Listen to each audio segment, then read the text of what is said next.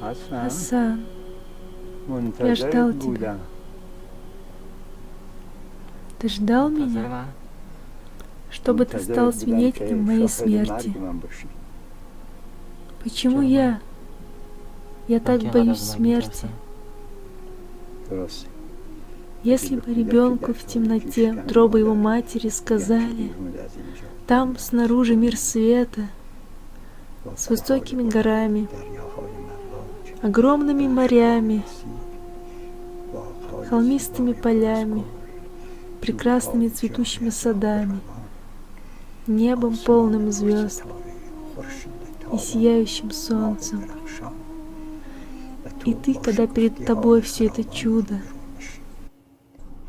остаешься заточенным в этой темноте.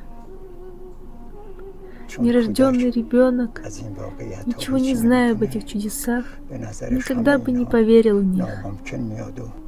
Так же, как и мы, стоя перед лицом смерти. Именно поэтому мы боимся. Но в смерти не может быть свет, потому что она конец всему.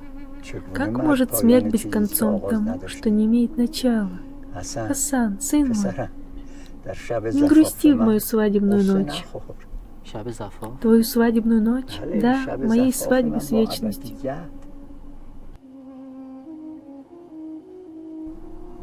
Время пришло. Теперь оставь меня одного. Вернись потом, чтобы засыпать мое тело песком.